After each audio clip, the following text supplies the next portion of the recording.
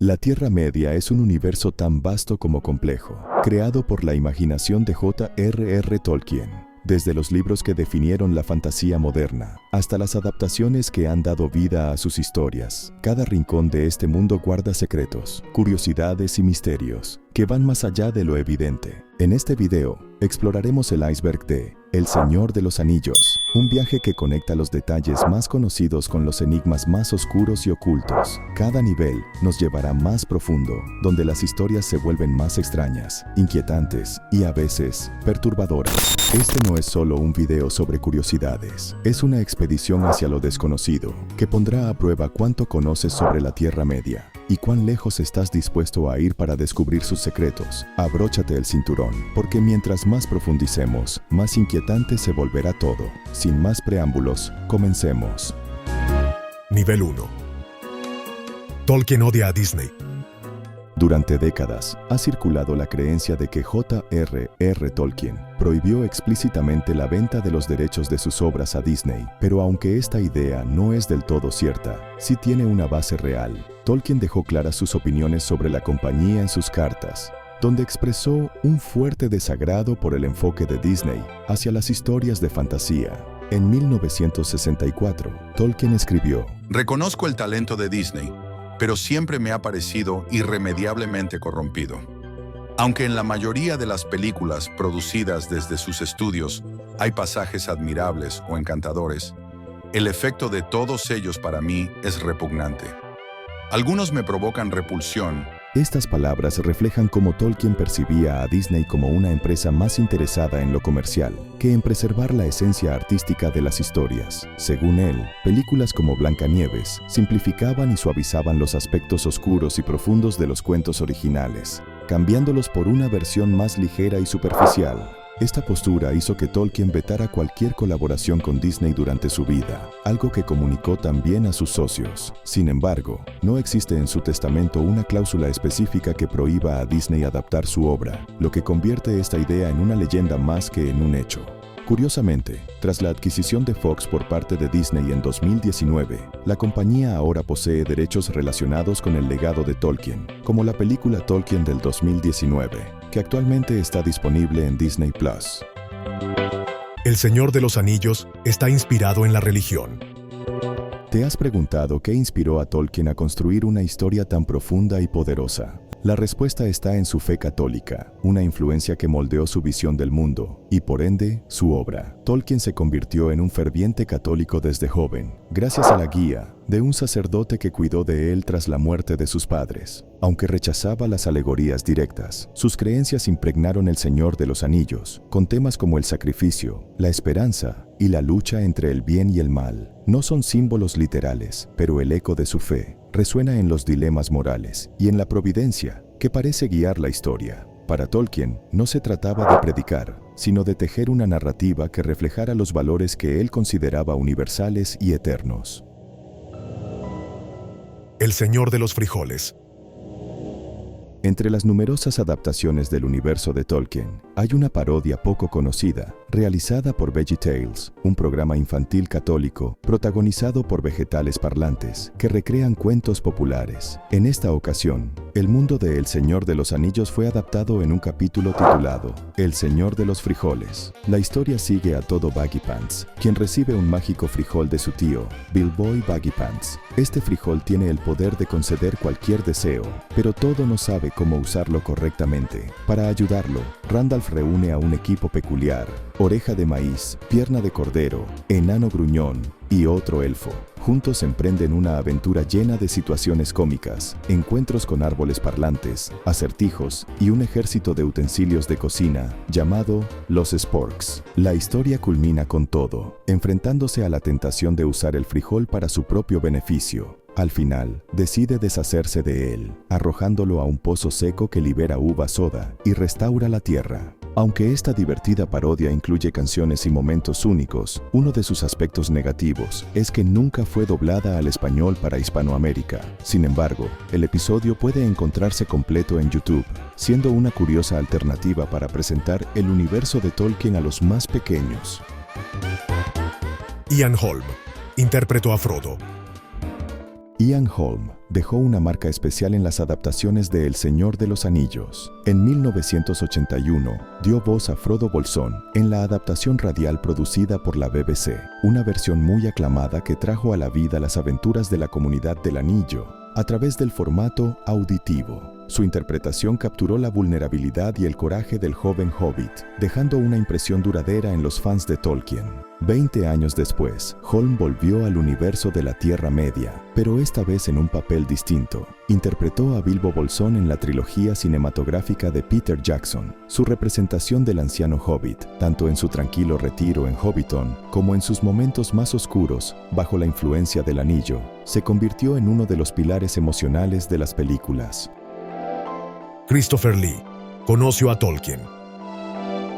Christopher Lee, conocido por su icónica interpretación de Saruman en la trilogía de El Señor de los Anillos, dirigida por Peter Jackson, tuvo el privilegio de conocer personalmente a J.R.R. Tolkien, el legendario creador de la Tierra Media. Este encuentro ocurrió en una librería de Oxford a principios de los años 50 y, aunque breve, dejó una profunda impresión en Lee. Después de ese encuentro, ambos mantuvieron contacto y la relación llegó a ser tan buena que Tolkien expresó su deseo de que Lee interpretara a Gandalf si alguna vez se realizaba una adaptación cinematográfica de su obra. Este deseo marcó profundamente a Lee, quien era un ávido lector de los libros de Tolkien y los releía cada año, consolidando un conocimiento enciclopédico sobre la Tierra Media. Décadas después, cuando Peter Jackson anunció el proyecto de llevar El Señor de los Anillos al cine, Christopher Lee hizo campaña para interpretar a Gandalf. Sin embargo, debido a su avanzada edad, 77 años en ese momento, y algunos problemas de salud, el papel recayó en Ian McKellen. En su lugar, Lee asumió el rol de Saruman, que desempeñó con maestría. Christopher Lee fue la primera persona confirmada para el elenco de la trilogía, gracias a su amplio conocimiento de los libros y su conexión especial con la obra de Tolkien. Durante el rodaje, se le veía con frecuencia en los departamentos de maquillaje y diseño, asesorando en la creación de los monstruos y criaturas de la Tierra Media, un reflejo de su pasión y compromiso por honrar el legado de Tolkien. Sociedades Tolkien-Dili. Las sociedades Tolkien-Dili en Hispanoamérica son grupos dedicados a la difusión y estudio del legado de J.R.R. Tolkien. Organizan actividades como conferencias, talleres y eventos literarios, donde exploran sus obras, lenguas élficas y mitología. Además, fomentan la lectura y crean contenido artístico basado en la Tierra Media.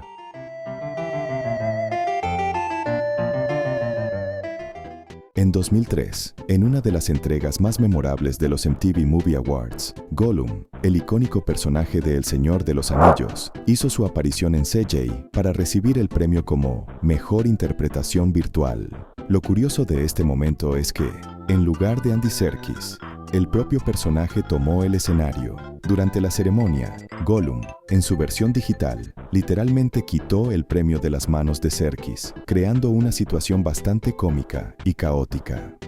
And Peter Jackson, my precious, who do you think you are, you f***ing hack? Shame on you! Shame on you! Go f*** yourself! El quinto Hobbit. Aunque no es tan conocido como Frodo, Sam, Merry o Pippin, Fatty Bolger tiene un papel curioso en El Señor de los Anillos. En los primeros capítulos de La Comunidad del Anillo, Fatty es un amigo cercano de Frodo Bolsón, y se menciona que en un principio iba a unirse a la aventura para ayudar a Frodo a escapar de la comarca. Sin embargo, a diferencia de los otros hobbits, Fatty nunca llega a acompañar al grupo a Rivendell. Fue él quien ayudó a trasladar los muebles de Frodo a Krikava, y quien se quedó atrás para mantener la farsa de que Frodo seguía viviendo allí. En un momento clave, cuando los jinetes negros atacan la casa de Krikava, Fredegar es quien da la alarma y corre para advertir a los vecinos, permitiendo que Frodo y sus amigos ganaran tiempo. Durante la Guerra del Anillo, también fue parte del grupo que luchó por liberar la comarca, demostrando que su valentía no quedó oculta, aunque su papel fue menos destacado.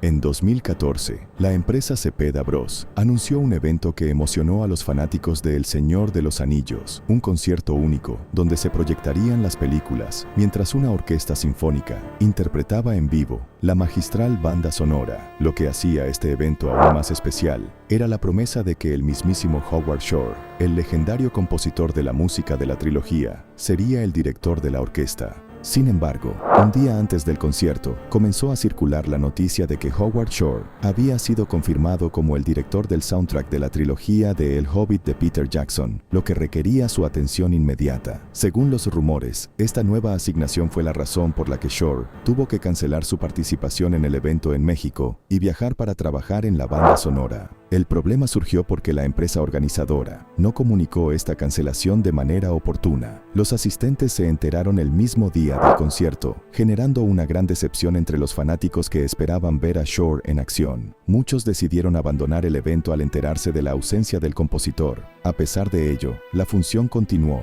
ya que Howard Shore fue sustituido por el director de la Orquesta Sinfónica Nacional de ese momento, quien tomó el podio para liderar la interpretación de la icónica música.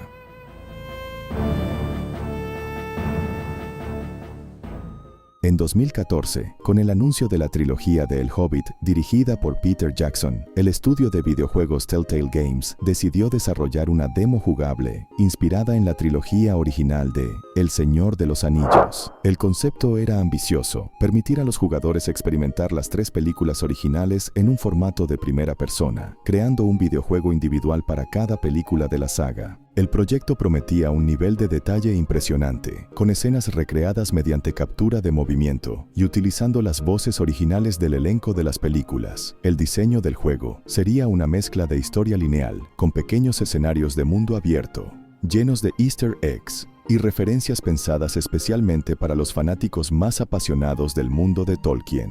La creación de la demo tuvo un costo aproximado de $1 millón y el equipo de desarrollo incluso viajó a Nueva Zelanda para presentarla a Peter Jackson y Guillermo del Toro.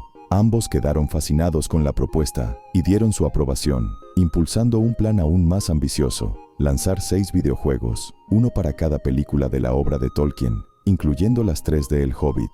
Sin embargo, los problemas no tardaron en surgir. La producción de las películas de El Hobbit estaba bajo una presión extrema debido a los tiempos ajustados, y la falta de recursos y coordinación dificultó que el desarrollo del videojuego avanzara como se esperaba. Además, el estudio enfrentaba presión para entregar el proyecto rápidamente, algo incompatible con la visión de calidad y detalle que se buscaba.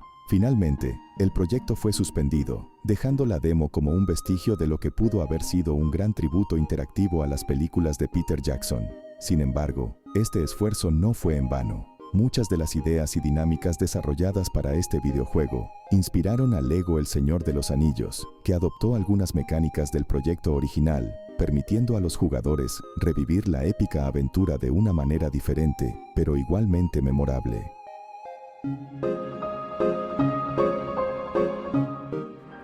En el marco de la promoción de la primera película de El Hobbit, se realizó un sketch especial para el programa Saturday Night Live que parodiaba la exitosa serie de comedia La Oficina, pero ambientado en el universo de Tolkien.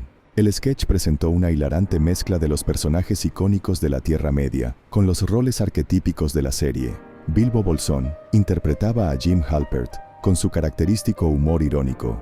Tauriel asumía el papel de Pam Beesly, mostrando una dinámica encantadora con Bilbo, y Gandalf personificaba a Michael Scott, con su usual autoridad caótica y decisiones cuestionables que daban lugar a situaciones absurdas. Esta ingeniosa fusión se dio gracias a la relación que Martin Freeman, quien interpreta a Bilbo Bolsón, tiene con la oficina. Freeman interpretó a Tim Canterbury, el equivalente de Jim Halpert, en la versión británica original de la serie.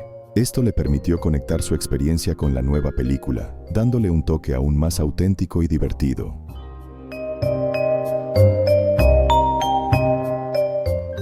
Un misterio que por años intrigó a los fanáticos de El Señor de los Anillos en Latinoamérica fue la ausencia de doblaje latino en las versiones extendidas de las películas en sus ediciones físicas. Durante mucho tiempo, se pensó que estas ediciones simplemente nunca habían sido dobladas. Sin embargo, en una entrevista, el reconocido actor de doblaje Carlos II, famoso por interpretar a personajes como Piccolo, Woody y Smaug, reveló que uno de sus papeles favoritos fue dar voz a Elrond en las versiones extendidas de El Señor de los Anillos, reemplazando al actor Humberto Solórzano, quien interpretó al personaje en las versiones cinematográficas. Esta declaración confirmó que el doblaje existía, pero por alguna razón, nunca fue lanzado al público.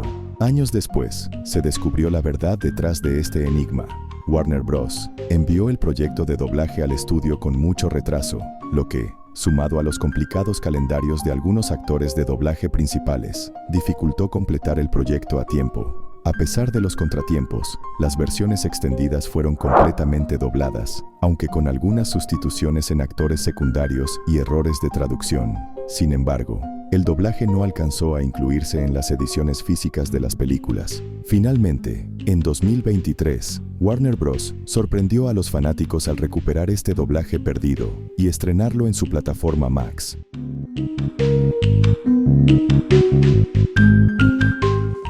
Una de las curiosidades más icónicas de El Señor de los Anillos no proviene de las películas, sino de un video viral que se convirtió en un fenómeno en Internet. En 2005, un fanático de la saga, identificado como Erwin Beckveld, creó un remix musical, utilizando un fragmento de diálogo de Las Dos Torres, específicamente la escena donde Legolas pronuncia la frase "They're taking the hobbits to Isengard". El impacto fue tal que incluso Orlando Bloom, durante la grabación de El Hobbit, hizo referencia al meme al cantarlo frente a las cámaras en tono de broma, demostrando cómo un fragmento de diálogo irrelevante en el contexto de la película podía transformarse en un fenómeno cultural. Además, el remix fue incluido como un huevo de Pascua en el videojuego Lego El Señor de los Anillos.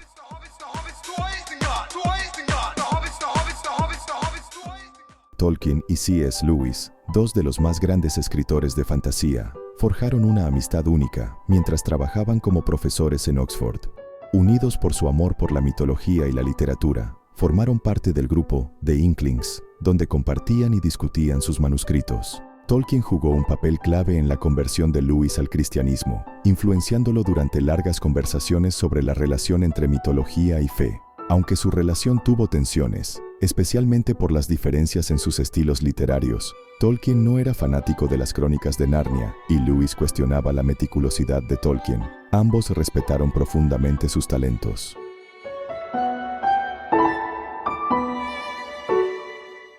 El épico enfrentamiento entre Gandalf y Darth Vader se convirtió en realidad gracias al canal de YouTube Bat in the Sun, famoso por sus producciones cinematográficas de alta calidad, donde enfrentan a personajes icónicos de la cultura popular. El canal realiza encuestas entre sus seguidores para decidir al ganador, y luego recrea la batalla con cosplayers, efectos especiales y coreografías impresionantes. En esta ocasión, Gandalf, el poderoso mago de El Señor de los Anillos, se enfrentó al temible Darth Vader de Star Wars. A pesar de los impresionantes poderes de Gandalf, como la magia y el control de la luz, la mayoría de los votantes eligieron a Vader como el vencedor, considerando su dominio del lado oscuro y habilidades con el sable de luz. El resultado final, aunque debatible entre los fanáticos, fue un espectáculo visual que reunió a dos universos legendarios en un duelo inolvidable.